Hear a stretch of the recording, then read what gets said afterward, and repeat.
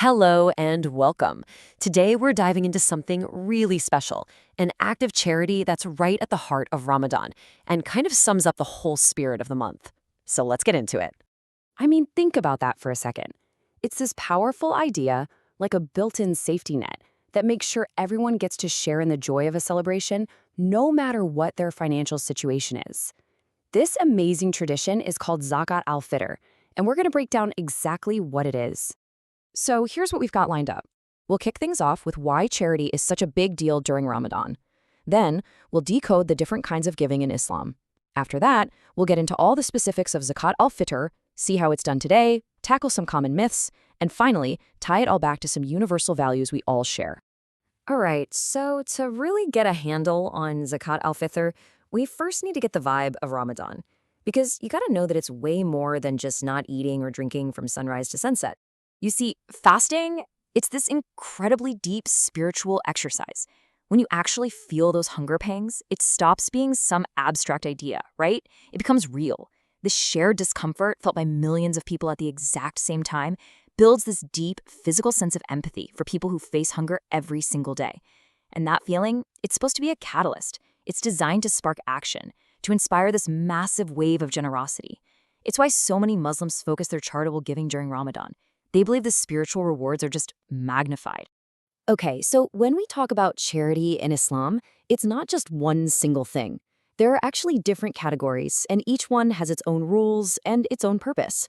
So let's kind of untangle the main types so we can see where Zakat al-Fitr fits into the whole picture. So the biggest difference, the first thing you need to get, is what's required versus what's totally voluntary.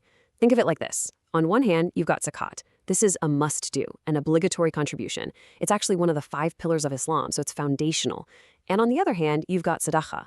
This is all about spontaneous kindness, giving to a cause you care about, helping someone out. Heck, even a smile can be considered sadaqah. Okay, this chart really lays it all out nicely. Let's walk through it. Up top, we have zakat al-mal, which means zakat on wealth. This is mandatory, and it's 2.5% of the wealth you've had for over a year. The goal here is huge. It's about systemic social justice, making sure wealth keeps moving through society instead of just pooling at the top.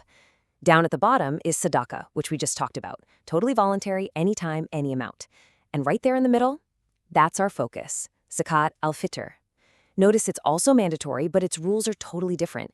It's a small, fixed amount paid for every single person at the end of Ramadan, and its goal is super specific, making sure the whole community can celebrate the festival of Eid together.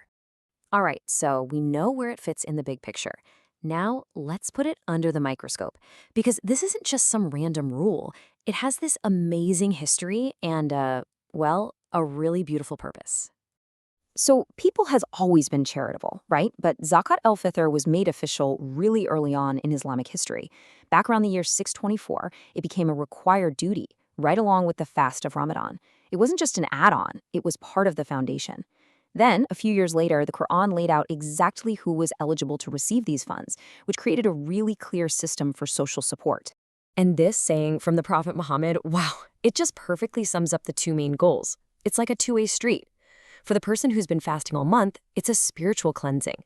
It kind of makes up for any minor slip-ups during Ramadan. And for the community, the purpose is so practical. It's literally food for the poor, making sure that on the big day of celebration, Eid, nobody has to stress about finding a meal. So what does this actually look like? How does it work? Well, it's beautifully simple. First up, who pays? The head of the household pays for everyone they're responsible for. Themselves, their spouse, their kids, even a baby born on the last day of Ramadan. Second, who gets it? It's earmarked specifically for the poor and needy. Third, the timing is key. It has to be paid before the big Eid prayer so that the charities have time to get it to the people who need it. And finally, what do you give? Let's check that out. Now, what's really interesting is that originally, this wasn't about money. It was measured in volume, using something called a saw. This was just a common measuring tool they used for things like grain and dates back in the day. So what on earth is a saw in today's terms? Well, it works out to be about 3 kilograms, or, roughly 6.5 pounds of a local staple food. So that might be rice or wheat or dates, depending on where you live. It's a solid amount of food. But obviously handing over 3 kilos of rice isn't always the most practical thing to do, especially today. So what happens is Islamic councils figure out what that's worth in cash, based on local food prices. So, for example, in North America, the estimate for 2026 is between 10 and 15 bucks per person. So, for a family of 4, you're looking at something like $40 to $60. And that right there brings up a really important question. How does a tradition that's over 1,400 years old work in our complex, globalized world today, especially for Muslims who might be living in places where they're a minority? Well, today there are a bunch of ways. A lot of people just give it to their local mosque, which usually has a great system for finding and helping families in the area. Then you have online charities, which are huge now. They let someone in, say, London, provide a festive meal for a family in a war-torn country. And of course, there's the age-old method of just giving it directly to a person or family you know could use the help. And this gets into a really interesting discussion that's been going on for a long, long time. Should you give food, or is it okay to give money? One school of thought says, hey, we should stick to the original tradition and give food.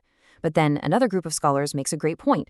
The whole goal is to help the person in need. If giving them cash lets them not only buy food, but also maybe some new clothes for their kids for Eid, well, doesn't that better fulfill the spirit of the tradition? For most people in cities today, giving money is just a lot more practical and often more empowering. Now, with any tradition this old, a few myths and misunderstandings are bound to pop up. So let's take a minute and clear up a couple of the big ones. Probably the biggest one you'll hear is that zakat is basically just a religious tax. Something you just have to pay and then you can forget about it. But here's the thing. That totally misses the point. Zakat is first and foremost an act of worship. I mean, the word itself, zakat, it means purification and growth. The idea is that by giving a small part of your wealth, you're actually purifying what's left, and you're purifying your own heart from greed. It's a spiritual practice designed for social justice and building community. And in fact, research shows that most Muslims in the US see it exactly that way, as an act of philanthropy. Okay, here's another myth you might hear, that you're not allowed to give your zakat to a relative who might be struggling. Actually, it's pretty much the exact opposite. Now, you can't give it to people you're already required to support, like your own kids or parents. But giving zakat to extended family members who are in need, like a cousin or an uncle, is highly encouraged. And get this, doing so is seen as having a double reward. You get one for the charity itself and another for strengthening your family ties. How cool is that? All right, let's zoom out for our final thought here. Because if you peel back the specific Arabic terms and rules, what you find at the core are these deeply human values that, honestly, we can all connect with. I mean, just think about what we're talking about here. There's compassion, right? That empathy you feel when you're fasting. There's solidarity, this idea that we're all in it together and we have to look out for each other. There's social justice, a built-in system to keep resources flowing. There's community, building bridges between people. And maybe the most important of all, dignity. The idea that everyone deserves to celebrate with their head held high. So in the end, that's the real takeaway, isn't it? That feeling of hunger during Ramadan, it's a physical reminder of those who feel that way all the time.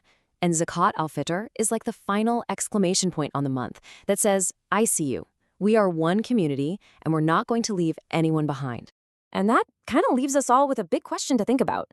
It doesn't matter if it's Eid or Christmas or Diwali or any time of communal celebration. How can we all, in our own communities, build systems of care that make sure the party is truly for everyone? Something to think about. Thanks so much for joining me.